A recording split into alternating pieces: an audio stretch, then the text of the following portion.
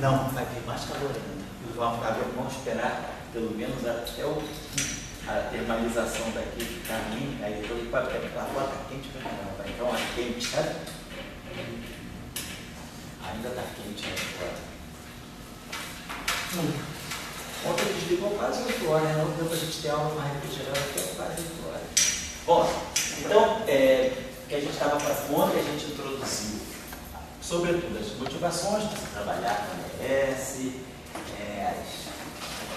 o que a gente espera, né, obter e ler uma física em 4 dimensões, né, a partir do ADS. Lembrando só que o objetivo final, né, é imaginar a relação para nós, né, então, o que nós percebemos aqui é que existe uma relação, né, entre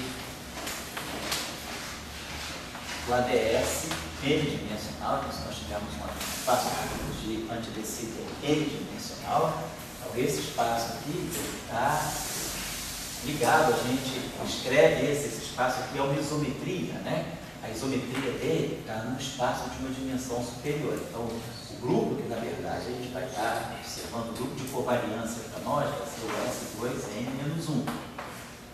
Mas, esse grupo. Então, isso aqui está me dando um espaço de uma dimensão a mais.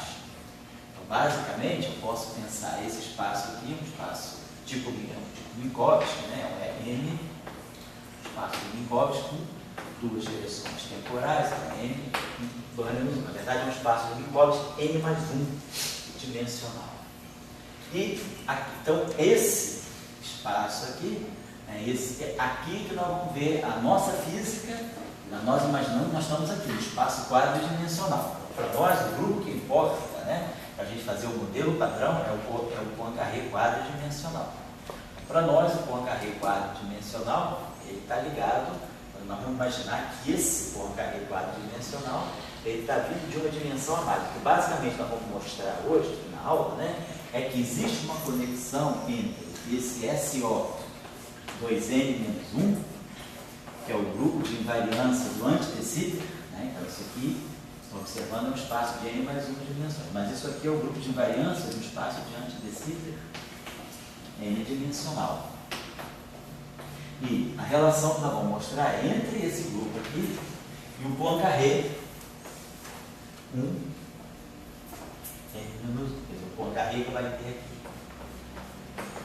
Só observar, esse grupo de Poincaré, então nós temos Poincaré em N dimensões.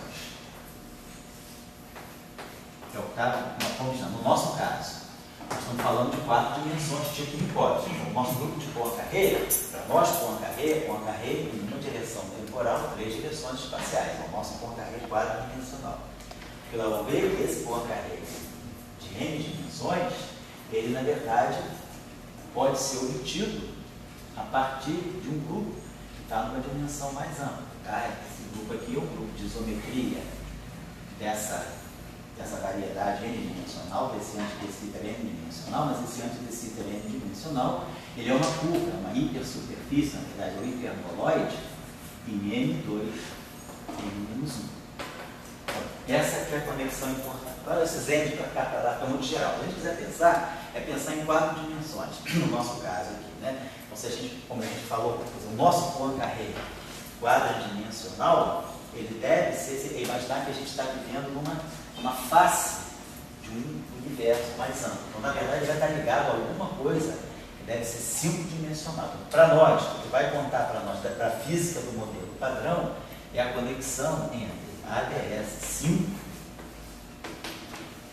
e Poincaré em 4 dimensões. E nós fazemos a nossa física.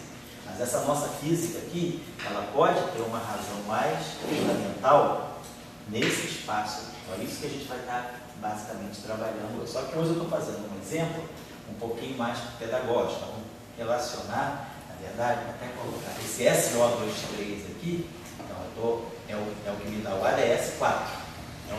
Então, na verdade, não está trabalhando hoje não no ADS 5. Nós ainda estamos trabalhando no espaço, como a gente colocou ontem, o antidecíder quadridimensional. O antidecíder quadridimensional, ele está ligado a um grupo de isometria que tem 5 dimensões. E esse cara aqui, ele vai estar ligado a esse Poincaré das 4 dimensões. Então a ponte que a gente tem que observar é essa. A gente está falando de um ADS-N, mas na verdade esse ADS-N está no espaço N mais 1 dimensional. E o Poincaré, ele vai na mesma dimensão que o ADS. Então, ontem a gente começou tão top colocando isso, ontem nós colocamos, né, essa curva de velocidade, essa hiperbolada. A nossa convenção ontem foi essa. Nós estamos trabalhando em 5 dimensões, então x ao quadrado, menos x1 ao quadrado, menos x2 ao quadrado, menos x3 ao quadrado. Até aqui eu tenho Minkowski, o nosso Minkowski tradicional. Esse é o nosso Minkowski. Agora aqui nós introduzimos então essa outra dimensão, que é a quinta dimensão, que é o x4 ao quadrado. Vou mudar a notação em relação a outra para ficar a coisa mais clara. Então isso aqui tem dimensão de comprimento, então isso aqui na verdade é o raio diante de Sitter, que a gente chama de A raio diante de Sitter ao quadrado, como se fosse uma esfera, né? Mas uma esfera, vamos dizer assim, hiperbólica. Né? Isso aqui então é o 1 sobre μ ao quadrado. Professor, olha, eu ia perguntar na aula passada. Sei. Oi? Eu botei A, eu vou usar μ. Que eu prefiro usar mim porque tem mais ligação com o parâmetro de massa, certo? Para ficar mais mnemônico. Fala aí, só por causa da letra mesmo. Fala. Esse processo de eu acrescento um tempo e ao mesmo tempo acrescento uma dimensão espacial, não poderia estar fazendo de novo isso? Tipo, pode. Botando 3 tempos, aumentando mais uma dimensão? Pode, poderia. Você pode construir um espaço como você quiser. A questão é... Aí fala que a gente decida está imenso a esse espaço? Pode, mas aí o que você vai... A pergunta que você vai se fazer é... Pensa que a tua condição de contorno, o teu pé na Terra é Poincaré. Poincaré, isso. Então, o teu pé na Terra é Lorentz em 4 dimensões, é Poincaré em 4 dimensões. É um grupo de covariância do modelo padrão. Então, se você fizer qualquer extensão que te dê Poincaré, muito bem. É o caso, por exemplo, que eu ver hoje, o SO23. Já vi que o Poincaré sai direitinho. Se você colocar mais um tempo, provavelmente você não vai obter o Poincaré. Então, isso aí não é interessante. Vamos dizer, é um exercício matemático, mas pode não ser interessante para a física que a gente vê no momento. Tá? Então, tua condição de contorno é pensar que eu quero entender, vamos dizer, se tem alguma coisa mais fundamental do que o modelo padrão. Então, sua condição de contorno, você quer chegar ao modelo padrão. Então, o modelo padrão pressupõe... Mais intuição assim, você tem um tempo para cada espaço. Você tem uma coisa mais simétrica, né? Uma coordenada temporal para cada coisa. Mas não é assim que o eletromagnetismo funciona. O modelo padrão funciona com um tempo e 3 espaços. Né? Porque a condição importante para nós é Poincaré. Mantém isso bem claro para você. Tá? Então, para nós, né, a gente está se perguntando, onde a gente motivou? Por que a ADS? Então, a gente colocou, existem várias motivações para a gente imaginar um espaço diante de Sitter, por exemplo. Se a gente começar a perceber que eu quero construir extensões do modelo padrão, quem já fez os cursos nossos de supersimetria aqui, vai lembrar que nós mostramos que a supersimetria naturalmente aparece ligada ao grupo de Lorentz. A supersimetria é, na verdade, a simetria de Gauge do setor de spin 3 meios. A gente sabe que a supersimetria está presente no espaço-tempo de Minkowski como uma simetria de Gauge, se a gente quiser estudar propagação causal de partículas de campos de spin 3 meios. Então, e a supersimetria, quando a gente trabalhou aqui no curso, construiu a versão gravitacional da supersimetria, que é a supergravidade, a solução natural da supergravidade é espaço diante de Sitter. Então, uma teoria de gravitação com supersimetria, ela naturalmente tem como condição de mínima energia, como configuração de mínima energia, o espaço-tempo que dá a configuração de mínima energia é antes de Sitter. Então, a gente já começa a perceber que tem uma relação entre antes de Sitter e supersimetria, lá atrás. Tem que elaborar isso um pouquinho mais. Outra coisa que eu quero chamar a atenção para vocês hoje, como a gente ouve na discussão histórica, na construção lá desde Dirac em 35, a gente via que aparecia sempre um pouco essa polarização, de Sitter antes de Sitter, de Sitter antes de Sitter. Hoje, daqui a pouco, tem um estudo aí da álgebra do grupo de antes de Sitter, vai ficar claro por que de Sitter é proscrito nesse sentido. Por que a física em de Sitter não é interessante como a física antes de Sitter é. A discussão toda está naquilo que é energia. naquilo que vai ser o operador que representa a energia do sistema. Então essa aqui é a popular que nós mais ou menos trabalhamos. Então, nós Pode falar um pouquinho mais do X4? Sim, quer dizer, isso aqui significa o seguinte: eu estou num espaço-tempo, vamos dizer, imaginar que você tem uma esfera. Você quer descrever uma esfera bidimensional, tá? Você quer descrever uma superfície esférica. Quer descrever um S2. Então você sabe que o S2 tem 2 graus de liberdade, 2 coordenadas. Você imagina que você possa descrever essa esfera, né, colocando essa condição aqui, x2 mais y2 mais z2 igual ao R2. Isso aqui, você constrói as duas esferas, você pode eliminar a coordenada z, né, em função de x e de y. Então você vê, realmente eu tenho uma variedade bidimensional, a terceira coordenada fixada pelas duas primeiras. Então eu construo, isso aqui é um espaço curvo, isso é uma variedade curva, mas eu posso pensar que isso aqui é uma variedade no espaço tridimensional plano. Então, no espaço tridimensional plano, imponho essa condição, ganho essa variedade curva numa dimensão mais baixa. O anti-de Sitter, na verdade, é isso aí. Só que não é uma esfera esférica, é uma esfera, vamos dizer, hiperbólica. Você quer descrever o que você quer descrever, é uma variedade. Da mesma forma que você descreve espaço de Minkowski, eu quero descrever o espaço de Minkowski. Como é que nós pensamos, né, na relatividade geral, por exemplo? Soluções das equações de Einstein. Pegar a equação de Einstein. No vácuo, a solução da equação de Einstein é o espaço de Minkowski. Se eu tenho uma massinha pontiforme, estática, o que eu tenho é a solução de Schwarz. Então nós já temos uma outra solução. Então, pensar que o espaço de Minkowski ele é uma solução das equações de Einstein no vácuo. Então você tem esse espaço aqui, um espaço quadridimensional. Mas a pergunta é, sabe que eu tenho outras categorias de solução das equações de Einstein, além de Schwarz, nós sabemos que temos. Então, o espaço de anti-de Sitter, ele é uma solução das equações da relatividade geral também, numa outra situação. Qual é a situação? A presença de uma constante cosmológica. Na presença de uma constante cosmológica, que dá, por exemplo, uma contribuição do tipo constante cosmológica, GNI, para o tensor de energia e momento, na presença desse objeto aqui, a gente tem como solução anti-de Sitter. Se essa constante cosmológica for negativa, nós temos como solução anti-de Sitter quadridimensional. Não Minkowski, mas quadridimensional, mas anti-de Sitter. Se a constante cosmológica for positiva, nós temos como solução um de Sitter quadridimensional. Então, isso aqui são soluções das equações de Einstein em diferentes situações. Se eu tiver, por exemplo, a presença de uma massa pontiforme, a minha solução não é essa aqui, mas é a solução de Schwarzschild. Schwarzschild é uma geometria também associada a uma solução particular da equação de Einstein, que é a presença de uma massa, né, uma massa estática, uma solução estática. Então são diferentes soluções. Agora, geometricamente, o que é o espaço de Minkowski? O espaço de Minkowski, geometricamente, nós sabemos.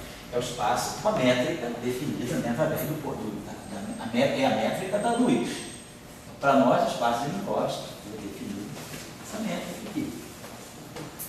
Para nós, o que é o espaço de anti-de Sitter? O espaço de anti-de Sitter é um espaço definido, só que já não é mais que uma métrica plana, constante. É uma métrica GNI, que depende da posição. A métrica não é constante. Qual é a característica dessa métrica? Essa métrica aqui, ela pode ser, na verdade, representada desse modo. Você pode imaginar que você descreve esse espaço de anti-de Sitter quadridimensional geometricamente como uma variedade de 4 dimensões, mas imersa no espaço 5-dimensional. Você imagina que você está no espaço de 5 dimensões, com uma dimensão temporal, duas dimensões tipo tempo e 3 dimensões tipo espaço. Então, se eu estou no espaço, não tem 2 tempos, o que eu quero dizer para vocês é que não tem 2 tempos no espaço de anti-de Sitter. Essa coordenada aqui é uma coordenada em 5 dimensões. Mas da mesma forma que na esfera a coordenada z é a função de x e de y, essa coordenada aqui pode ser eliminada. Eu posso expressar x4 em função do R2 e dessas 3 coordenadas aqui. Então, essa forma quadrática, né, essa forma bilinear, ela é a forma bilinear que expressa o que é essa variedade. Eu tiro uma variedade curva, isso aqui x4 é igual a raiz de R2 menos x0 quadrado mais blá blá. E essa variedade aqui é descrita por essa superfície aqui. E essa variedade aqui, essa métrica, tem essa propriedade.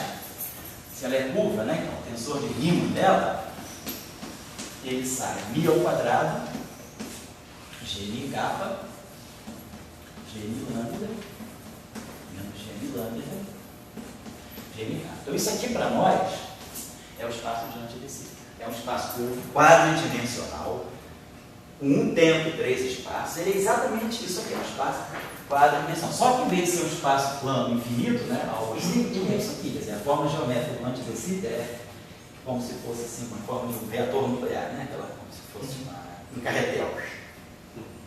Então isso aqui, se a gente quiser desenhar, né, geometricamente, mais ou menos o que é o antidecida, é algo desse tipo. Não perrola, ele é aberto. Sabe? Isso aqui é infinito. É um troço aberto, tipo uma garganta, né? Ele troço assim. Então, essa superfície aqui é quadridimensional, ela tem 4 componentes. X0, oi? A ideia é jogar o x4 no Gemini. É, exatamente. O Gemini, você elimina o x4 e ganha o Gemini. Você ganha uma variedade curva. Da mesma forma. Se eu quiser botar x5, Eliminaria. A questão é o que isso vai ter a ver com o Minkowski. Então, ou com o Poincaré. O que a gente está querendo dizer aqui é que, por exemplo, essa solução e essa solução, como é que eu escrevo essa solução geometricamente? Essa solução é muito parecida, a forma geométrica do De Sitter é parecida com isso, só que a diferença crucial é essa aqui. Isso é o De Sitter. De Sitter mantém uma coordenada temporal, a coordenada extra, ela não é tipo espaço, não é tipo tempo, é tipo espaço. Então, o De Sitter, ele está num Minkowski. O anti-De Sitter é uma variedade fechada, uma variedade quadridimensional, curva num espaço 5-dimensional, só que com essa assinatura, 2, 3. O De Sitter, ele é essa curva aqui em 1/4. De Sitter é 1/4. O modelo sigma não tem esse conceito? Oi? O modelo sigma? Tem esse conceito, né? Exatamente. Isso aqui, você pode pensar no modelo sigma. As coordenadas são campos e você elimina um campo em função dos demais. E você tira a métrica por conta dessa eliminação. Então, o De Sitter está aqui. Então, vamos ver que justamente esse sinal menos aqui é ruim para o De Sitter. E esse sinal mais aqui é que vai ser bom para o anti-De Sitter. A conexão com o Poincaré. Quando voltasse a ser plano, eu voltava para uma outra dimensão. Isso.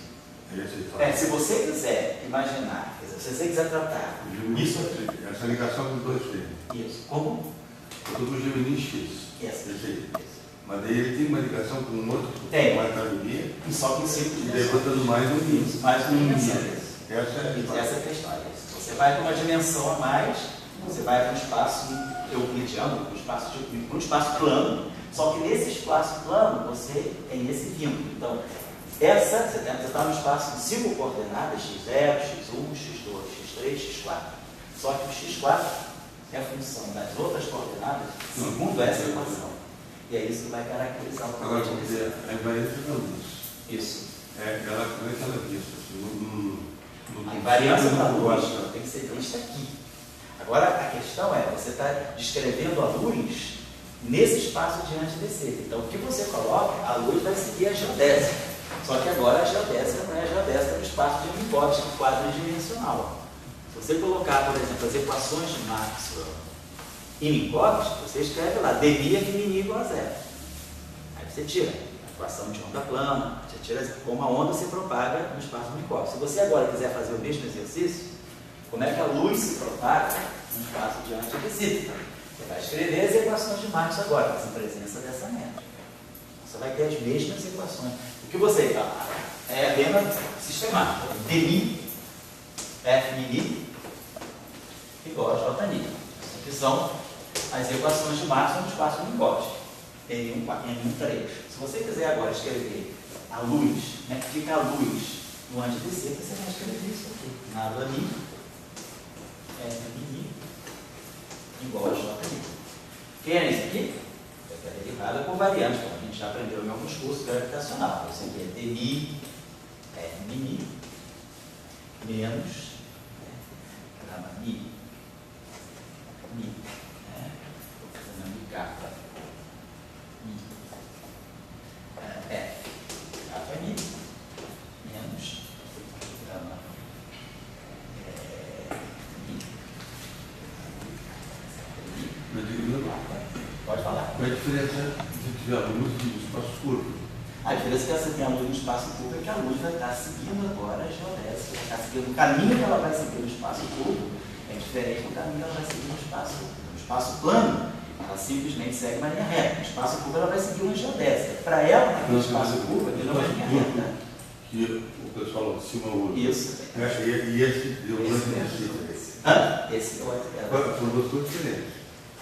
Não, quer dizer, o espaço, por exemplo, se você quiser estudar a propagação da luz no espaço de antidecita, então você está tomando o teu espaço curvo, que é o espaço de antidecita. Você está colocando o eletromagnetismo num background de gravitação. O espaço curvo normal. Pode ser antidecita, pode ser decita, pode ser Schwarzschild, pode ser, vamos dizer, algum tipo de espaço.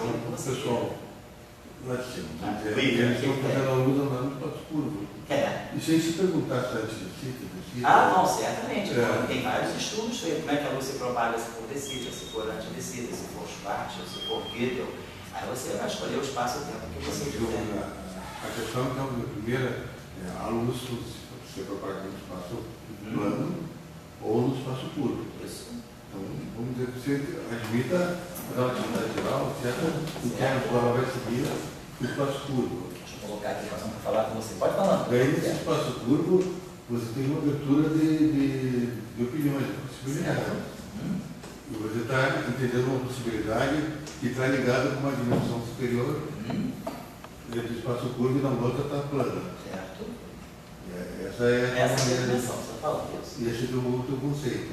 Esse é o conceito que tem junto com isso. Aqui você está fazendo a mesma coisa, só que no caso do espaço Minkowski, esses objetos aqui são zero. Então você tem a mesma coisa. Agora, você vai colocar, você vai estudar propagação da luz, daqui vai sair a propagação das ondas eletromagnéticas, só que a geometria tem implícita aqui. Se você fosse ter teu peixe, lá para cima, qual era o que você olha? O que falta para vocês esse aqui? Eu ia dizer, por que antidecita? Por que antidecita? Porque a luz encurvada vinha antidecita. Porque nós discutimos ontem longamente aqui. Ontem nós discutimos por que antidecita? Pela relação que você tem. Quer dizer, se você quer imaginar, será que o meu espaço-tempo é realmente plano? Ou o meu espaço-tempo ele tem alguma, ele é uma aproximação de um espaço-tempo que poderia ser mais geral. Porque a gente está dizendo que o nosso grupo que nós usamos para fazer o modelo padrão, que é o grupo de Poincaré, ele na verdade, existe alguma coisa por trás dele. Ele não é a resposta final. Ele já é alguma coisa efetiva de um grupo mais fundamental. Então o que a gente está querendo dizer é que por trás do espaço de Minkowski, provavelmente existe um espaço mais fundamental que é o espaço de antidecita. É isso que a gente está dizendo. O espaço de Minkowski é uma idealização, é um limite assintótico do espaço de antidecita. É isso que nós estamos dizendo. E agora, por que isso pode ser uma boa atitude ou não? Isso é um exercício ou isso é realmente uma atitude consequente em física? Então, o que nós imaginamos é que existem questões dentro do modelo padrão, não estão nem dentro do modelo padrão, existem algumas questões na física de partículas que o modelo padrão não consegue contemplar. Fora a gravitação, não estou colocando nem a questão da gravitação, dentro da física de partículas mesmo. Por exemplo, a questão da matéria escura. Por exemplo, questões ligadas ao nosso paradigma da matéria, que é a matéria eletrônica, o elétron. Tem fatos, por exemplo, dentro da própria física do elétron, que a equação de Dirac dá uma descrição, mas uma descrição meio grosseira. Tem coisas ainda mais fundamentais por trás, como a gente falou ontem. Então, pode ser que o que nós estamos fazendo seja uma idealização. Essa física que nós estamos fazendo no espaço do Minkowski, ela está dando esses resultados, deixando a desejar certas coisas do modelo padrão, porque o grupo do modelo padrão é Poincaré, não é um grupo que contempla a estrutura mais profunda do espaço-tempo. Talvez por trás do espaço-tempo exista alguma coisa mais que Poincaré não vê. Então, por exemplo, nós sabemos que existe medida, então, uma constante cosmológica muito pequena. Então, a pergunta é, será que a constante cosmológica pequeníssima, ela é capaz de influenciar, por exemplo, a física do elétron? Então a ideia aqui é justamente essa, deixa a constante cosmológica aparecer. Se ela aparece, eu saio do espaço do Minkowski. O espaço pode ser antidecífero, pode ser decífero. Vamos dizer que eu pego uma constante cosmológica negativa, então eu estou no espaço de antidecífero. Agora, a minha questão é, vou fazer a física em antidecífero, então. E aí eu vou ver se o que eu obtenho em antidecífero difere daquilo que eu obtenho em Poincaré, de que modo? Será que essa diferença é a diferença, por exemplo, que pode cobrir a barra de erro dos experimentos? Será que aquilo que eu não estou encontrando, por exemplo, dentro de medidas que a gente faz de precisão com a elétron, não poderia ser porque essa discrepância entre teoria e experimento, por menor que seja, ela seja advinda, não porque a minha teoria é incompleta, mas porque eu não estou nem percebendo que é um espaço-tempo completo. Então, o que a gente está tentando aqui nessa nossa série de discussões aqui que a gente vai fazer é tentar ver que existe um espaço-tempo que pode ser mais completo do que o espaço-tempo de Minkowski. O espaço-tempo de Minkowski já é uma boa descrição, mas talvez ele não dê conta de tudo. Então, o grupo de Poincaré, que é o grupo do modelo padrão, talvez o modelo padrão não resolva certas questões porque ele está limitado pelo grupo de Poincaré, que é um grupo de covariância. Essa só um juntinho só. Então, esse que é o conceito que está em jogo. Depois tudo bem, vai virar álgebra, conta, antes de fazer isso, o que eu queria, digamos, acho que é importante a gente ter em mente é para onde a gente está indo, e vamos dizer, não é uma porra louquice, ou simplesmente uma exploração matemática, sair de decífero, ficar passeando de um espaço para outro. Eu tenho um comprometimento com a física. O que está me guiando aí é uma questão física. É saber por que o modelo padrão difere, por exemplo, tem problemas para explicar ou para descrever uma série de fenômenos que já apareceram. Então, a inadimplência é do modelo padrão ou a inadimplência é do espaço-tempo onde nós colocamos o modelo padrão? Essa é a questão. A luz, a variância que a luz, a variância da luz, né? Ela foi vista, ela foi medida, né? Agora, não pode ser no espaço plano ou pode ser no espaço curvo. O que você deveria dizer, a verdadeira invariância da luz está no espaço curvo, não no plano. Isso. E daí você entra com esse cassete aí que... agora, então, se a luz, a invariância da luz vem para o espaço curvo, está próprio também na relatividade geral. Né? Agora, eu não estou entendendo isso, qual é a diferença desse argumento de tempo já, né, para essa questão do antidecífero. Qual a approach a mais que eu teria que, em relação ao fato da relatividade geral, também ver a invariância da luz sobre o espaço curvo. Então o problema é com a luz, que você diz? Primeiro porque eu quero ter luz. Tá. Talvez você não vá, talvez o fóton não seja um bom agente para te colocar essa questão. Talvez essa questão você vai ver na matéria, não no fóton. Então, a ideia um pouco é essa. Pelo menos a ideia de Dirac lá atrás, ele começou, ele estava muito mais preocupado com o elétron no antidecífero do que com Maxwell no antidecífero. Porque ele já compreendia que o elétron tem mais estrutura do que, tem mais alguma coisa, né, que o fóton não tem, que é a massa. Então, talvez você percebesse um pouco a questão do espaço-tempo, da estrutura limpa, né, finíssima do espaço-tempo, que mais, o elétron sinta mais isso do que o fóton. Claro, você pode olhar isso para o fóton também, mas se nós olharmos, por exemplo, os experimentos que nós temos hoje, né, por exemplo, eventos ligados, vamos dizer, à astrofísica de observação na região do raio-x, a astrofísica visível, ultravioleta, infravermelha, o raio-x, ou raios gama. Então você tem a física do fóton para te dar alguma informação sobre o que está acontecendo no espaço. Você poderia ir nessa direção. Então você tem fatos interessantes aí, birefringência. Então como é que você pode jogar a birefringência? Como é que você vai jogar a birefringência nas equações de Maxwell? Se você observa isso em escala astrofísica, será que você consegue trazer isso para o eletromagnetismo? Se eu trago isso para o eletromagnetismo, eu trago como? Via antidecífero? Ou qual é a ideia que se tem para trazer essas observações, por exemplo, gamma ray bursts, será que essa não linearidade do eletromagnetismo, você vai trazer efeitos não lineares do eletromagnetismo da onde? Será que é diante do ITER? Ou será qual é a física que você vai usar para justificar a não linearidade? Está falando, eu estou me perdendo. Eu comuniquei automóvel. Sei. O cara foi lá e vai ajudar a luz. Agora eu vou preparar um novo experimento, isso que você está dizendo. Eu também penso que vai ajudar a luz, mas com um negócio a mais, aí que eu faço cor. Por exemplo, será que eu vou conseguir detectar a curvatura do espaço-tempo? Teria um novo evento que você estaria propondo. Não tem, não se tem no Michelson Morley, como você está falando, para fazer isso. Não, poderia.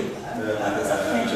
O caminho é esse. Então você quer ver, eu quero ver se eu consigo entender melhor a estrutura do espaço-tempo. Será que é pela luz? Será que é pela matéria carregada? Aonde é que eu vou buscar, talvez, algum tipo de física, algum tipo de experimentação que possa me revelar que realmente o espaço-tempo ele tem uma discrepância em relação a Poincare? A gente sabe que hoje em dia existe uma área aí que é bastante ativa nesse sentido, que é essa área de violação da simetria de Lorentz. Os grandes esforços, muitos esforços que estão sendo feitos para se estudar a teoria de Gauge, a eletrodinâmica, o modelo padrão, com alguns desvios pequenos que sejam da simetria de Lorentz, é nesse sentido, de você buscar, talvez, essa é uma maneira que você encontra de parametrizar essa questão. O desvio do espaço-tempo, o desvio do Lorentz, eu não vou jogar no espaço-tempo, mas eu vou jogar dentro do modelo padrão. Vou jogar na folha de papel, vou pegar o Lagrangiano do modelo padrão e vou alterar com alguma fonte externa que possa estar reproduzindo essa discrepância. Ou eu digo, não, eu vou na origem do espaço-tempo, eu vou ver que a origem desses problemas que o modelo padrão tem, eles estão no espaço-tempo, é uma outra postura. Então, essa área que tem hoje, que é muito disseminada, que é o estudo de teorias de Gauge, teorias de campo em geral, com violação da simetria de Lorentz, é um caminho nessa direção. É um caminho que você está violando a simetria de Lorentz, quantidades muito pequenas, você quer saber qual pode ser a origem dessa violação da simetria de Lorentz. Se a simetria de Lorentz é minimamente violada, pode ter uma física mais robusta por trás disso, que a gente está tentando entender qual é, e que eu vejo aqui como um pequeno desvio da simetria de Lorentz. Mas aí eu estou buscando esse desvio robusto em algum tipo de física nova. Ou eu posso dizer, não, para mim tudo está no espaço-tempo. O problema nosso é que nós não compreendemos perfeitamente o espaço-tempo. O modelo padrão, tudo é construído com a invariância de Poincare. Então eu estou colocando essa questão. Vamos ver se eu consigo ultrapassar a barreira do Poincare. O que existe além do Poincare que pode me trazer uma nova física? Mas peraí, se você não entendeu isso, é isso que eu estava perguntando ou não? O que eu não estou entendendo é o seguinte, você está querendo criar agora o espaço-tempo não mais pela invariância da luz, mas pela massa. Por exemplo, pela massa. Ou pelo magnetismo, pelo momento magnético da Terra. O Elétron tem várias propriedades. Ela tem massa, ela tem spin, ela tem momento de polo elétrico, o elétron tem momento de polo magnético. Eu posso ver qual dessas grandezas pode me colocar numa situação em que eu possa entender melhor a estrutura do espaço-tempo. Será que eu posso pescar algum dado novo sobre a estrutura do espaço-tempo pela massa do elétron, pelo spin do elétron, pelo magnetismo do elétron, pela eletricidade do elétron? Para onde é que eu posso pescar, talvez, uma física, algum indício de alguma novidade por alguma propriedade do elétron? É isso que eu estou colocando. Porque a luz só vê cone, né? Só tem um cone. A luz não tem carga, então você já perde um pouco. A carga elétrica é uma coisa que te ajuda muito a fazer medida. Então você pegar um objeto que é neutro, que não tem massa, então ele traz, realmente uma experiência de altíssima precisão. Você está abrindo mão da massa, você está abrindo mão da carga, claro, tem a velocidade dele. Agora, se você tem um objeto carregado, talvez seja mais fácil você detectar, porque o objeto carregado deixa traços, né? Então, essa que é a ideia. Esse V2 aqui, o que é? Não, antes disso, isso aí agora já é. Quero saber, a questão está resolvida? Não estou dizendo que eu estou respondendo, mas então, você tem elementos para pensar? Você acha que eu entendi a tua pergunta? Eu pensava que você estava pegando foto e no espaço curvo, medindo curva, e daí daí. Não, nesse momento agora, eu vou pensar em modo linear. Eu vou fazer agora em geral. Eu já pensei o espaço curvo, que pode ser a chave da questão. E aí agora, no momento que eu pensei esse espaço curvo, que pode ser a chave da questão, eu agora vou ver o que é o elétron aí, o que é o fóton aí, o que é o gráviton aí. Eu acho que você precisa dizer, bom, esse espaço curvo, essa métrica ali, ela vem porque eu agora estou com o espinho, sei lá, dele assim. O cara que fosse lá o Lorentz, não, a minha não era só a luz, mas no fim eu tinha a minha visão do espaço-tempo. O que o Einstein fez? Ele viu o espaço-tempo a partir da luz. Pode ser que o espaço-tempo possa ser visto por um espinho, aberto isso aí. Agora a pessoa tem que justificar, né? Só tem que fazer. Nós estamos caminhando nessa direção por isso, porque o que nós estamos questionando é colocar ele. Você estava com alguma coisa tipo da relatividade geral. Você está querendo fazer a luz andar no espaço curvo, e daí você começa a ver só que agora o curvo está ligado ao espaço plano em outra dimensão. Isso que eu tinha entendido primeiramente. Estou querendo agora tirar informação sobre essa relatividade geral a partir das simetrias. Eu não vou usar o ferramental da geometria diferencial. Eu vou usar o ferramental da teoria de grupos. É uma questão de ferramental que eu vou adotar para entender a questão. Se você olhar os trabalhos, a mídia normal do ADS-CFT é a mídia da geometria diferencial. Você pega as equações de Maxwell, põe em condição de contorno, em condição de junção, tira a métrica. Quando você estuda essa conexão ADS-CFT, você entra por esse caminho. O caminho que o Maldaceno colocou foi um pouco esse caminho. Nós estamos seguindo um caminho paralelo, tentando tirar esse tipo de informação, não pela geometria diferencial, não como você colocou, colocando no espaço curvo, tirando geodésica, colocando a conexão, mas entendendo as propriedades de simetria que estão por trás disso. Por exemplo, se você quiser tirar, você quer estudar a equação do elétron, a gente já viu isso aqui em alguns cursos nossos. O que eu faço para tirar a equação do elétron?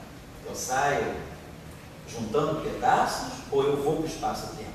O grupo que eu vou estudar é Lorentz. Lorentz tem essa representação. Com essa representação, eu posso escrever essa equação invariante relativista, essa equação da conta do elétron. Então o que a gente está fazendo é isso. Eu vou usar o espaço-tempo está lá, a relatividade geral está lá, é a DS4. Se você pegar, então, como você coloca o colega nosso, o Ica, ele vai abordar essa questão, para ele é fundamental essa métrica, para ele é fundamental essa relação, e ele vai resolver as equações de campo, acoplando o campo que ele quiser a essa métrica, colocando neutrinos nessa métrica, colocando fótons nessa métrica. Nós não estamos seguindo esse caminho, nós estamos seguindo outro caminho. Nós estamos dizendo, vamos estudar as mesmas questões, olhando quem é que rege esse espaço interno. Se eu quero fazer uma física em antidecímetro, qual é o grupo de covariância do antidecímetro? É esse grupo aqui. Esse grupo aqui controla o conceito, da mesma forma que o grupo de Lorentz me dá as representações meio, zero, zero, meio, todas as representações que nós já estudamos, esse grupo aqui também deve dar representações semelhantes. Só que esse grupo aqui está descrevendo, o SO13 descreve as partículas aqui. O SO23 deve descrever as partículas aqui. Então, a física que eu quero fazer aqui, a base dela vai estar aqui. Então, nós estamos seguindo o caminho da teoria de grupos, o caminho das simetrias, não o caminho da geometria diferencial. Então, do ponto de vista da geometria diferencial, eu estou aqui, para a gente, o que é o espaço de Minkowski? Isso aqui às vezes não fica muito claro. O que é o espaço de Minkowski? O espaço de Minkowski é isso aqui. É o quociente entre o grupo de Poincare e o grupo de Lorentz. É isso que é para nós o espaço de Minkowski. A gente faz toda a física do espaço de Minkowski ignorando isso. Para o nosso espaço de Minkowski, o espaço de Minkowski é da Mini. Na verdade, é isso que está em jogo. Aqui eu vejo, esse grupo aqui é o grupo de isometria desse espaço. Né? A teoria de grupo me ensina, quando eu tenho um espaço S, que é o quociente de dois grupos, esse grupo aqui é fundamental. Esse grupo aqui é o grupo de covariância. Se eu fizer qualquer física em S, esse é o grupo de covariância. Então, isso aqui é uma coisa que você dá geometria. Mas eu vou teoria de grupo está aqui. Então, da mesma forma que Minkowski, que é isso aqui, ADS4, o espaço de antidecímetro quadridimensional, ele é SO23 sobre SO3. Então, Poincaré está para Minkowski da mesma forma que o antidecímetro está para esse espaço ADS. Então, a física que eu estou tirando aqui é a física compatível com Minkowski. A física que eu tirar aqui vai ser a física compatível com a DS4. E aí a gente fala, mas depois, qual é a relação? Como é que eu fecho esse círculo aqui? Qual é a relação entre a DS4 e a M3? A relação é que esse espaço aqui é obtido mandando esse raio para o infinito. Ou esse parâmetro de massa, que no fundo é a constante cosmológica, é zero. No limite constante cosmológica zero, o raio de antidecímetro é infinito. Então, se eu tenho um espaço com raio infinito, ele praticamente fica plano. O que é uma esfera com raio infinito? É um plano. Então, a brincadeirinha que a físicazinha está ali. É isso que nós estamos fazendo. As relações importantes para nós são essas aí. Porque geralmente a gente já nasce no espaço de Minkowski, a gente esquece que existe uma estrutura de grupo por trás do espaço de Minkowski. Como é que eu gero o espaço de Minkowski? Eu gero por translação. Se eu tenho um ponto, faço uma translação, eu gero outro ponto. Se eu tenho esse ponto, faço uma translação, então a partir de um ponto, por translações, eu gero todo o espaço. É isso que está escrito aqui. As rotações não são importantes. Como é que eu gero uma esfera? O que é uma esfera n-dimensional? É o SON mais 1 sobre SON. Então, a nossa esfera bidimensional, o S2, né, a nossa esfera, a nossa superfície esfera, ela é SO3 sobre 1. SO2. Então, esse conceito de grupo quociente, né, de espaço que é grupo quociente, né, esses chamados espaços simétricos, são muito importantes porque as propriedades desse grupo aqui, que eu chamava de grupo de isometria, na verdade, a covariância está aqui. Então, por isso, como a gente faz o modelo padrão do espaço de Minkowski, o grupo do modelo padrão tem que ser Poincaré. Agora, será que eu posso estender esse grupo? Então, a física dos anos 60 me diz que eu posso estudar esse grupo. A gente faz o Poincaré, que é hora das relações, tem energia, né? Tem um spin, tem uma massa, posso estender para dilatação, posso estender massa. Então a pergunta é, qual é a extensão máxima que eu posso fazer desse grupo aqui sem perder as características do espaço de Minkowski? Então a extensão máxima que eu posso fazer para esse grupo aqui sem perder as características do espaço de Minkowski é chegar ao grupo conforme. O grupo conforme é a extensão máxima que não altera, não toca os cones de luz do espaço. Porque o que é sagrado para mim no espaço de Minkowski? É a estrutura de cones de luz, é a física da luz. A luz é que ela define a métrica, ela define a física para mim. As medidas estão todas em função da luz, da velocidade da luz, que é o absoluto. Então, esse espaço aqui tem Poincaré. Mas eu ainda posso, além de Poincaré, chegar ao grupo conforme sem alterar a estrutura de cone de luz. Agora, o que a gente observa é que, justamente, o grupo conforme do espaço de Minkowski, de novo a gente encarar o grupo conforme, quer dizer, quando eu estendo Poincaré e chego ao grupo conforme, eu chego a um espaço que é o grupo de antidecímetro. Então, antidecímetro parece estar conspirando, em qualquer lugar que você vá, você vai dar de cara com ele. Qualquer coisa que você faça, você encontra um antidecímetro. Então, quando a gente está fazendo isso, que nós esse approach que nós estamos tentando seguir, é o approach baseado nisso aqui. Estou vendo como é que eu posso relacionar Poincaré com isso aqui. Quer dizer, alguma física além de Poincaré pode estar aqui. Isso aqui pode dar mais resultados do que Poincaré. Isso é um ponto, né? Uma outra questão importante agora é a gente saber depois, isso a gente está falando do ponto de vista de descrever o que é representações de partículas. Uma outra questão depois é você colocar um campo. A gente sabe que em teoria de campo, a relação de campo e partícula é sempre uma relação delicada. Então, quando eu vou para um espaço que tem uma métrica diferente, então a relação entre campo e partícula pode ficar mais complicada, mais delicada. Tem que saber exatamente qual é a relação entre campo e partícula. Você queria perguntar alguma coisa aí? A ideia toda eu entendi, mas não estou entendendo o que você botou, tipo, um quociente de grupos. Tá, isso aí. Nunca vi essa notação. Você nunca viu, né? Então Tassiano, não vai ser aqui que você vai receber isso, eu só vou te dizer mais ou menos. Isso se chama espaço quociente. Espaço quociente. Espaço quociente. É muito simples de você entender isso a partir da esfera. Imagina que você tem uma esfera. Tá? Então, você tem que imaginar o seguinte: você tem uma esfera, vamos dizer, uma esfera bidimensional, S2. Então, para você, a equação do S2 é isso aqui: é x1 ao quadrado, mais x2 ao quadrado, mais x3 ao quadrado, OR. Isso aqui é esfera bidimensional, que é o S2. Se você fizer uma rotação no espaço-tempo tridimensional, você não sai da esfera. Qualquer rotação no espaço-tempo tridimensional, você não sai da. Então, imagina que você tem esse ponto. Esse ponto está ligado ao centro por esse raio vetor. Se você fizer se você fizer uma transformação de S ou 3, fizer uma rotação no espaço, esse ponto vai para esse. Ou seja, a partir de um único ponto da esfera, fazendo rotações, você pode gerar todos os pontos da esfera. Certo? Então, significa o quê? Que você gera toda a esfera a partir de um ponto, fazendo transformações de S ou 3.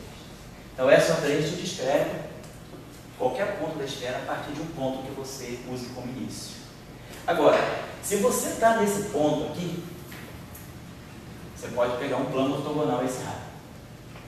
Qualquer transformação, qualquer rotação que você fizer nesse plano ortogonal a esse raio não vai te tirar desse ponto. Então, você só sai desse ponto se você fizer uma rotação que não seja, que seja no espaço, mas que não seja feita uma rotação em torno. Se você fizer uma rotação em torno desse eixo, você não sai dele, você fica com esse ponto parado. Qual é o subgrupo? Então, quando você deixa esse eixo aqui, faz uma rotação no plano ortogonal, você não saiu do ponto. Então, que subgrupo é esse? É o subgrupo das rotações no plano bidimensional, é o SO2. Então, quando você faz essa divisão matemática, quando você divide um grupo pelo outro, você está dizendo que esse grupo de cima é o grupo que te faz varrer o espaço todo que você quer escrever. E esse grupo aqui é o grupo que não te tira do ponto que você quer sair. Você não consegue sair daquele ponto. Ó, esse cara aqui tem 3 componentes, tem três geradores. Esse cara aqui tem 1. 3 menos 1, 2, para as 2 dimensões da esfera. Então, sempre que você tiver um espaço, que a gente chama de espaço homogêneo, que é um espaço que você pode gerar qualquer ponto dele a partir de um único ponto inicial, usando todas as transformações que um grupo tem. Então, esse grupo se chama grupo de transitividade, ou grupo de isometria. E o teu espaço vai ser o quociente dentro desse grupo e esse subgrupo que deixa exatamente o que é que contamos da simetria, né? A gente tem um grupo de invariância do vácuo, qualquer transformação H que eu fizer, eu não saio do vácuo. Se eu fizer uma transformação que está em G que não está em H, eu saio do vácuo. Aí é quando a gente gera os bósons de Bohr, você sai do vácuo e passa a gerar uma excitação do teu sistema. Então, isso aqui em geometria é essa coisa. Então, o Henrique, quando você escreve, como é que você imagina o espaço de Minkowski? Imagina que o teu espaço sempre é plano. Você pega um ponto. Você faz uma translação, você vai para outro ponto. Faz outra translação, vai para outro ponto. Então, a partir desse ponto, usando infinitas translações, você gera todos os pontos de espaço. Então, significa que as translações, elas te fazem andar pelo espaço todo. E, agora, as rotações não. Se você pegar um ponto e fizer uma rotação usando esse eixo, você não sai desse ponto. Então, quando você pega o Poincaré, o setor de Poincaré, que você tem que extrair outras rotações, porque quando você pega o Poincaré e elimina a parte de rotações, te sobram só as translações. São as translações que te fazem gerar o espaço todo. No antidecímetro, no fundo é a mesma coisa. O que é o antidecímetro para nós? Isso aqui tem 5 dimensões. Se eu fizer qualquer transformação de SO2,3, essa equação aqui é completamente invariante. Então, SO2,3 deixa essa equação invariante. Então, se eu pegar, por exemplo, um ponto desse espaço, pegar o ponto 0, 0, 0, 0, 1, fizer uma transformação de SO2,3, quando eu fizer uma transformação de SO2,3, 0, 0, 0, 0, 1, vai mudar para outro valor, cada transformação, mas não vai deixar essa equação. Você não vai sair dessa superfície. Então, a partir de SO2,3, a partir de um ponto de SO2,3, você gera todos os pontos que estão acontecendo. Agora, se você pegar o ponto 0, 0, 0, 0, 1 e fizer uma transformação de SO3, uma transformação nesse subsetor aqui, numa região, num domínio ortogonal a esse ponto aqui, você não vai sair dele. Mas quem é isso aqui? Isso aqui é exatamente o ponto de Lorentz. Então, se você dividir SO23 por SO13, você vê um espaço de antirrecife quadridimensional. Essa aqui é a lógica do processo. Então, para nós estamos usando a teoria de grupo, porque a teoria de grupo vai dar é o elemento importante para nós, porque vai dar a covariância. Então, se nós estamos falando, eu quero fazer uma física em ADS4, o meu grupo de covariância vai ser o mesmo dos três. Então, a partir do grupo de covariância, que a gente define que é campo, que é partícula, né? Não é assim que a gente vai lá no grupo de Poincaré, a gente define os campos pelo grupo de Lorentz e depois define as partículas pelo grupo de Poincaré. Então, para nós, o que está fazendo o papel do grupo de Poincaré agora é o SO23. Esse cara aqui. Então, nós temos que entender qual é a relação entre SO23 e Poincaré. Esse cara aqui está atuando em Minkowski. Minkowski está aqui. Minkowski em 3. É Poincaré sobre Lorentz.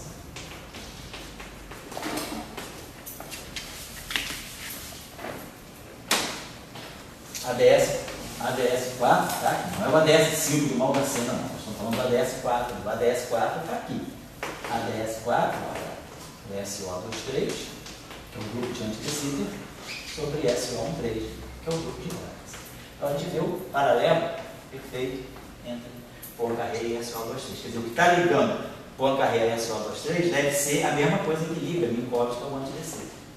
Constante cosmológica. Quer dizer, isso aqui. Certo? Basicamente é isso que a gente está falando. Então, nós entendemos que vamos estudar um novo grupo de Lorentz, um novo grupo tipo Lorentz, que é o grupo SO23. Estudando o grupo SO23, nós estamos estudando o grupo de isometria do antitecido. E é daí que deve sair, então, o que vai ser o elétron, que é interessante, justamente como eu falei na aula de ontem, que eu dei as referências aí sobre a questão de Singleton, né? É que fazendo isso, nós descobrimos, o que Dirac descobriu no paper dele de 63, é um novo tipo de partícula que pode estar ligada ao espaço de Minkowski. Nós não vemos no espaço de Minkowski, mas ela está ligada ao espaço de Minkowski. O conceito desse trabalho aí, Dirac já introduziu de uma maneira algébrica, não de uma maneira dinâmica, o conceito de confinamento. Ele dizia, deve haver partículas que existem relacionadas a essa simetria, mas que a gente não consegue ver no limite que eu vou para o espaço de Minkowski. O limite que eu vou para o espaço de Minkowski, quando eu mato a constante cosmológica, eu estou matando alguma física também. Se eu deixar a constante cosmológica bem pequenininha, eu posso perceber algum efeito. Mas quando eu mato a constante cosmológica, essa ação pode ser uma ação meio drástica. Eu perco informação sobre o que o meu espaço-tempo pode ter. Então a pergunta é, o espaço-tempo tem ou não tem constante cosmológica? Nós sabemos que hoje em dia há uma grande preocupação, tem constante cosmológica, a grande preocupação é entender a constante cosmológica. Nós não temos uma teoria física para a constante cosmológica.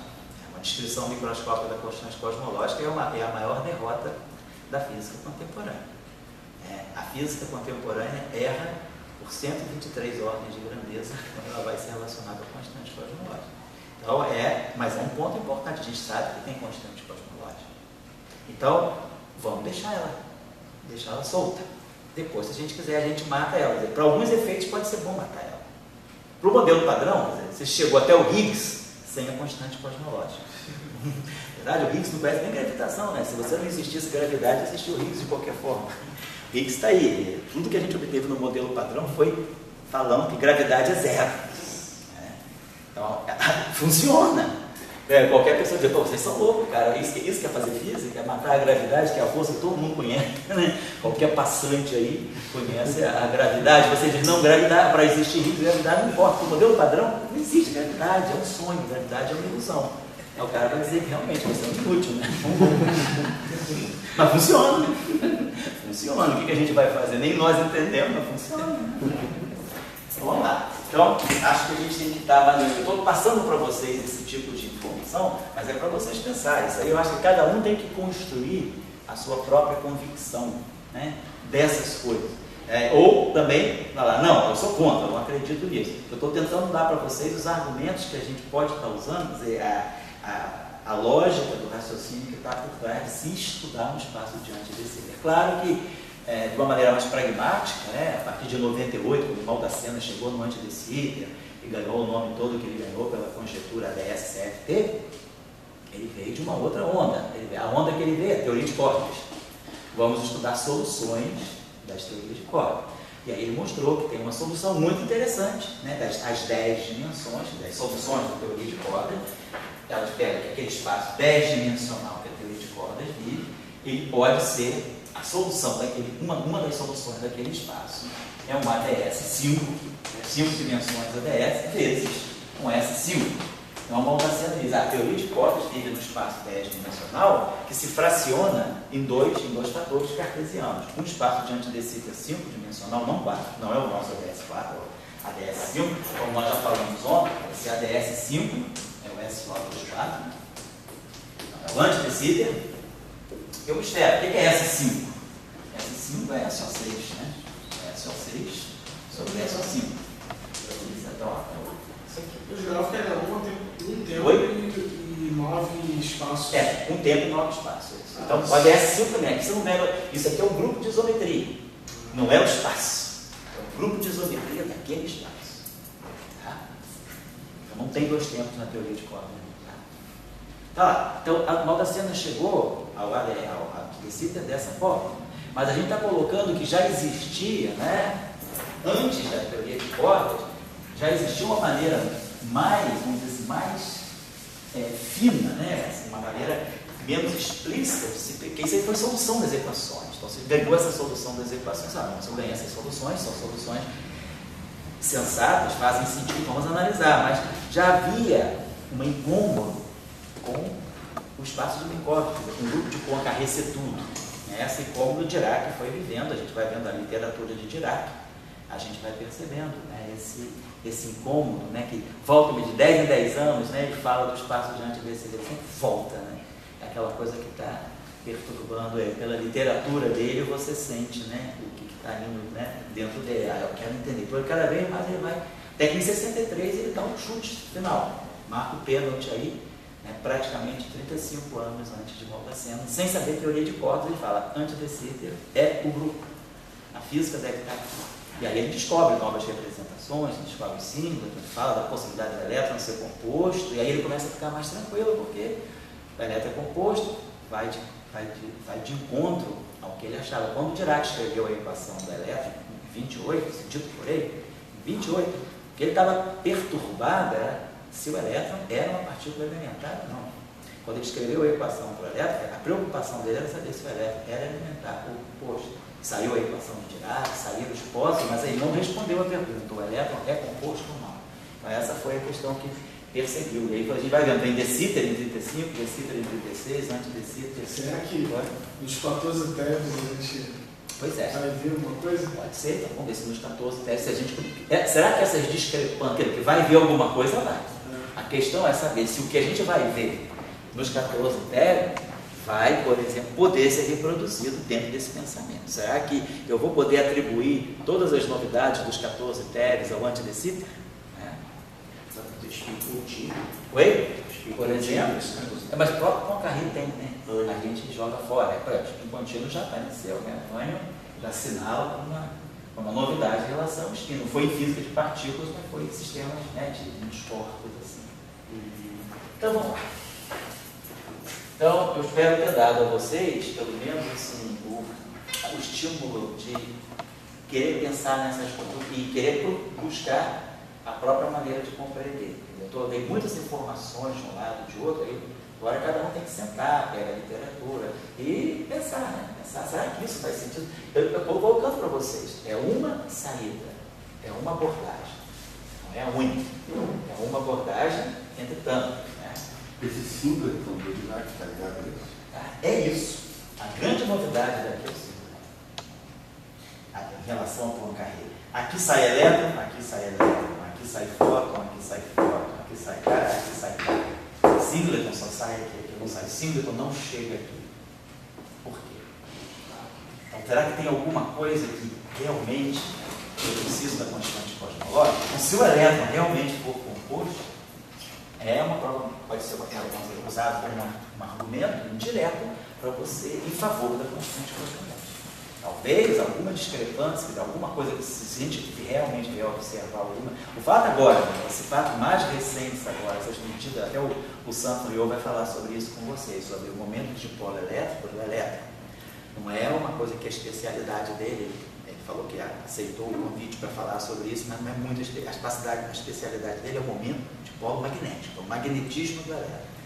Mas ele vai falar. Mas, por exemplo, nós vimos aqui no nosso curso, nas aulas do semestre passado, campus quântico, o momento de dipolo elétrico do elétron, ele só aparece a 3 loops inteiros. Lá em modelo padrão. Então eu preciso ir a 3 loops, quer dizer, é uma coisa muito fina. Eu não consigo perceber isso a leve, a um loop nem a 2 loops, eu preciso ir a 3 loops. Então é um efeito pequeníssimo. Agora, esse efeito pequeníssimo, ele pode estar revelando uma assimetria na distribuição de carga do elétron. Então, se o elétron tem uma carga assimetricamente distribuída, isso pode estar indicando que ele tem uma estrutura composta. E aí, se ele tem uma estrutura composta, um bom caminho pode ser o símbolo. Isso também é afirmar que eu tenho que ter confinamento dentro do elétron. Né? Sem dúvida. Você tem um confinamento. Os símbolos, quer dizer, segundo o Dirac, quando ele descobre os singletons aqui, ele coloca que esses singletons, eles são confinados no espaço de Minkowski, a gente não vê eles. Estão confinados no espaço de Minkowski. É como os quarks. Os quarks estão confinados nos raros. Se você vai a uma energia altíssima, não é LHC, no Alice, o que você faz? Você produz por 10 a menos 23 segundos, 10 a menos 24 segundos, você produz um mar de quarks. Esse mar de quarks ele dura 10 a menos 23 segundos e se readroniza.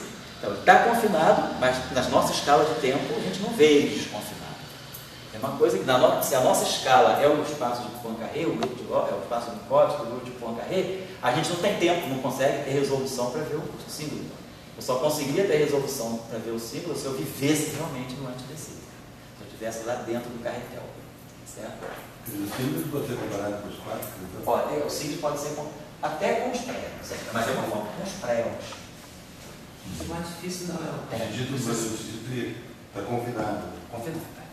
Agora, claro, qual é o mecanismo de confinamento? A gente não sabe direito. Tudo bem, um é o confinamento do espaço-tempo e o outro no raro.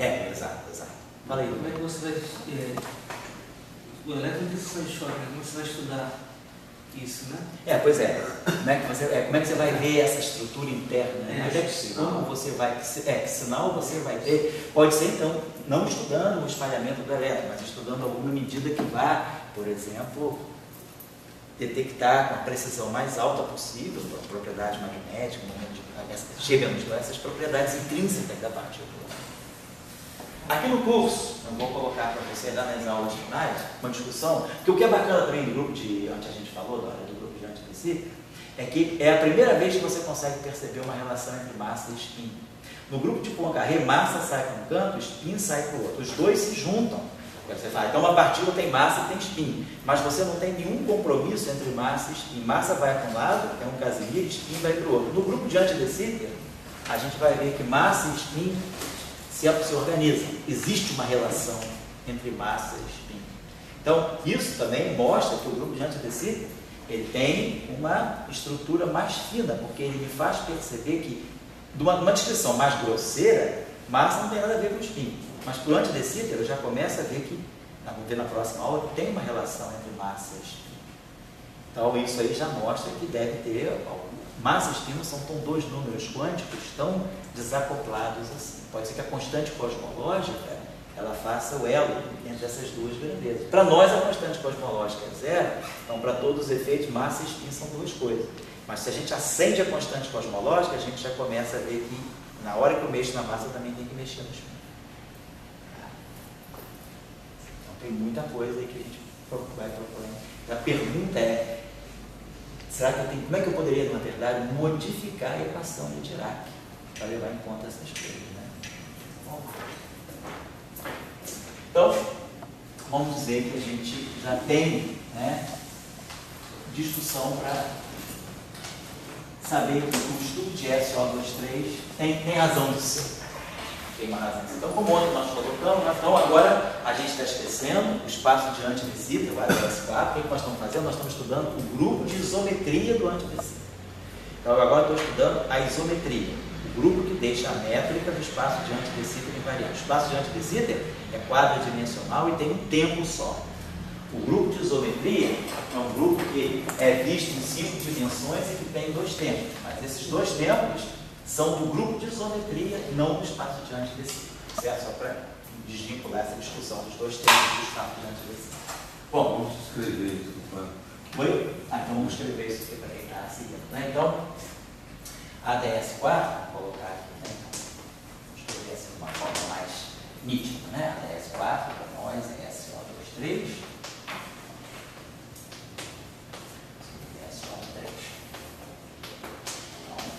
É um grupo de isometria.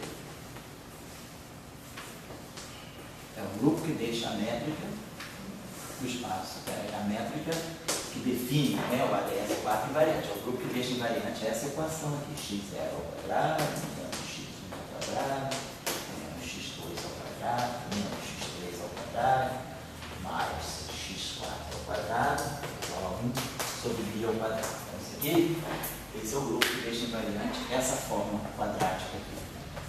Então, esse grupo, ele percebe 2 tempos, né, nesse sentido, no sentido 5-dimensional. Mas o ADS é quadridimensional. Então, isso aqui é o grupo. Então, os 2 tempos são o grupo de isometria. Né? Então,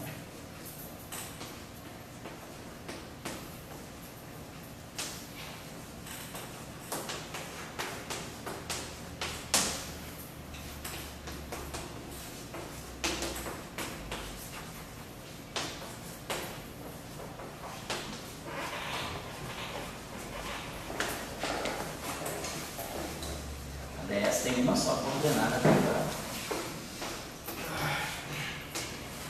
Certo? Bom, então, ontem a gente tinha feito a seguinte parametrização. Vamos dizer que as nossas coordenadas no espaço 5-dimensional, chamado de índices latinos grandes, vai de 0 a 4. Então, isso aqui vai incluir 0. Né? Você vai botar em cima.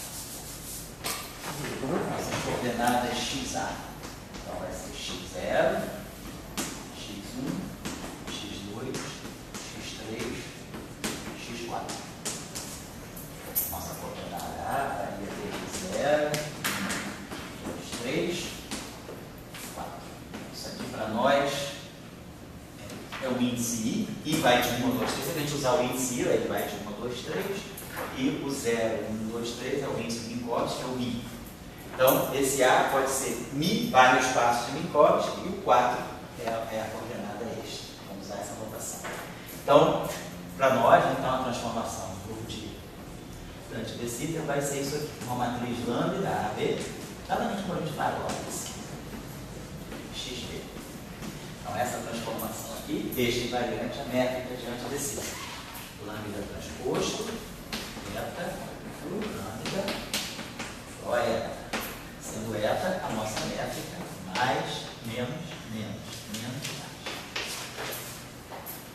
E aí, podemos escrever essa transformação usando os geradores, né? Então, usar a nossa matriz lambda, pode ser parametrizada com os parâmetros, né? Meio, vou botar o I sobre 2, ômega AB, geradores sigma AB. Então, vou botar a próxima sigma CD, sigma CD. Onde esses geradores são matrizes 5 por 5 que têm elementos de matriz que nós conhecemos.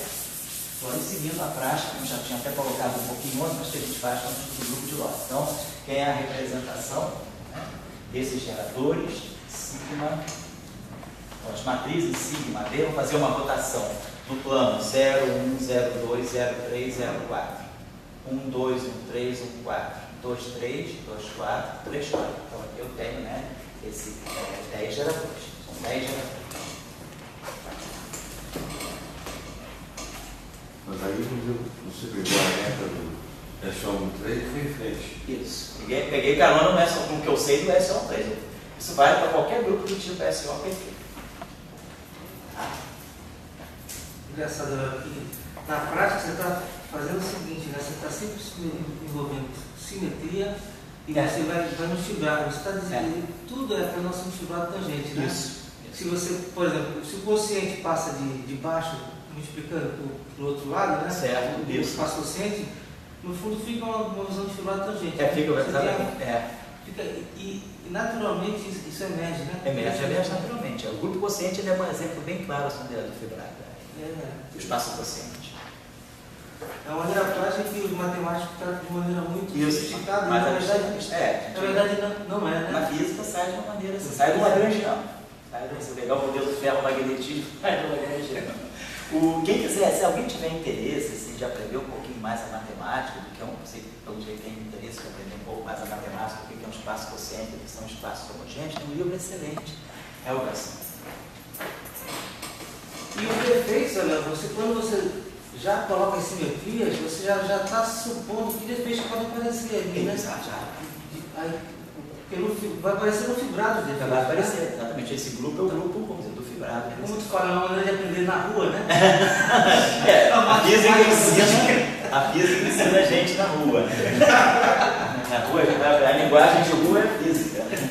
Então, Helgason, ele é um livro sobre, eu acho que é Symmetric Space, alguma coisa assim.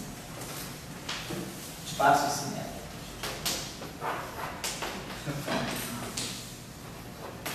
Quem quiser aprender um pouco o que são esses quocientes de dois grupos, assim, quando o quociente de dois grupos é um grupo, ou quando perde a estrutura de grupo, passa a ser um espaço. É uma coisa mais geral. Às vezes o quociente de dois grupos pode ser um grupo, mas nem sempre. Na maioria das vezes, quando você pega um grupo e barra sobre o outro, você perde a estrutura de grupo, você ganha um espaço. Mas às vezes não, você mantém a estrutura de grupo. Helgason é um bom livro para se entender essas coisas. É um livro legível. Ele é um livro de mais orientação matemática, mas a gente da física hoje consegue ler. Talvez há 50 anos não fosse tão fácil. Hoje, porque a gente estuda mais assim, de geometria diferencial, mais de teoria de grupo, é mais fácil aprender. Então, 10 geradores estão aqui. Né? Então, são as rotações, né? Eu faço aqui, eu faço 1, 2, 4, 20 por 2, né? 0, 1, 0, 2, 0, 3, 0, 4, 1, 2, 1, 3, 1, 4, 2, 3, 2, 4, 3, 10 geradores. Esses elementos de matriz aqui, sigma, CD, elemento AB, dada essa parametrização, os elementos de matriz são menos I, delta de AC, delta de BD, menos delta de CD, delta de CD, delta de AD. Eu consigo construir os geradores um a um, certo? E aí com isso, a gente pode mostrar também, fazendo aquele mesmo exercício que a gente faz quando estuda a álgebra de Lie do grupo de lógica. Coloca aqui o gerador sigma B, com um gerador, vou botar aqui o gerador sigma CD, com um gerador sigma EF. Quem quiser fazer esse exercício, eu vou explicar como é que faz. É um bom exercício para fazer uma vez na vida, só uma. Então, se eu quiser calcular o comutador desses dois geradores, aqui, isso aqui é uma matriz, isso aqui é uma matriz. Então, esse comutador aqui é uma matriz. Estou pegando agora o elemento de matriz. Então, essa matriz aqui vai ser sigma CD A G vezes sigma EF GB. Estou fazendo um produto matricial. I, J, I, K, J. Menos comutador. Menos agora, só trocar o C com L e o D com F. Fazer o comutador. C com L e D com F. Então, qual é o exercício aqui? Substitui sigma CD AG por aquela expressão. Substitui sigma EF GB por uma expressão daquele tipo também. Então, nós vamos multiplicar dois termos aqui por dois termos, 4 termos aqui. Mais 4 aqui. Vou ter do lado direito eu vou ter 8 termos. E aí a gente pode mostrar que esses 8 termos, a gente vai aparecer delta, vai contrair isso, tem toda uma estruturazinha que sai naturalmente, é só seguir os cálculos que não vai ter erro, e aí a gente consegue mostrar, na realidade, esse computador aqui se lê assim, na verdade é esse aqui. Pegar o gerador sigma CD calcular o comutador. O gerador sigma EF. E essa matriz comutadora, para eu pegar o elemento AB, isso aqui vai dar para nós I eta CR, eta CR, sigma BF,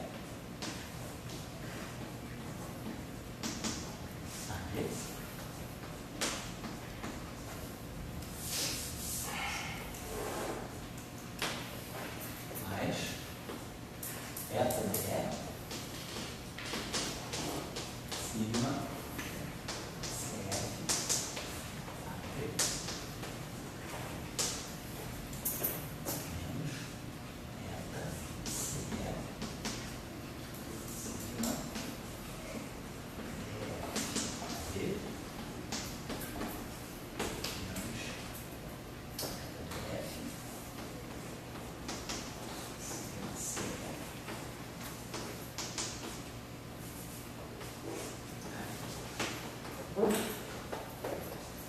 então, vocês mostram aí, mexendo os 8 termos do lado direito, a gente pode catalogar. Como a gente vai ver que os termos vão se combinar de tal maneira que isso aqui vem de uma combinação que vai aparecer do lado direito desse tipo.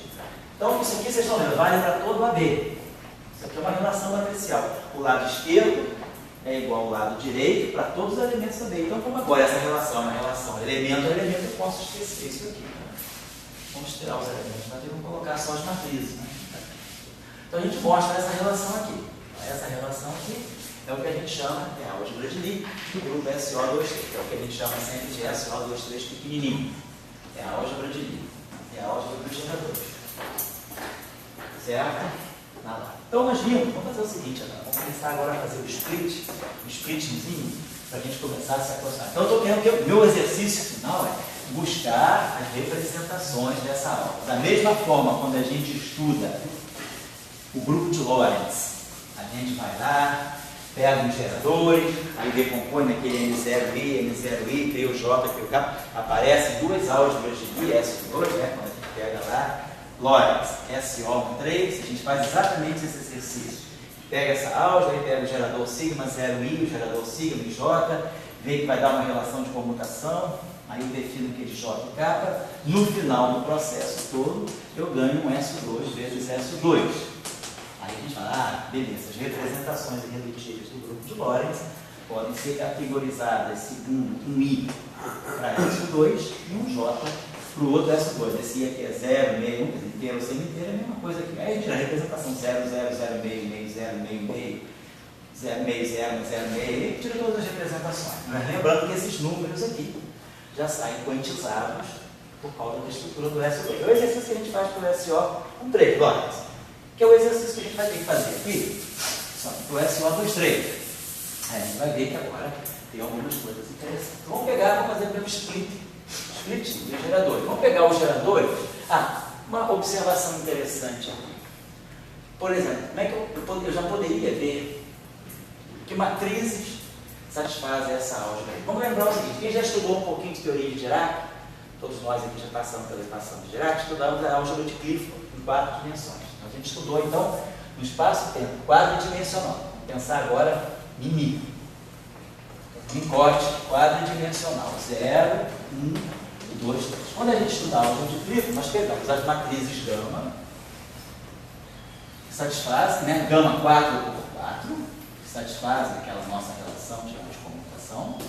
2, Mi, vezes a identidade. Dessas matrizes satisfazem essa relação e a gente pode construir a partir dessas matrizes aquelas matrizes que a gente chama de sigma Mi, que é 1/4. Né?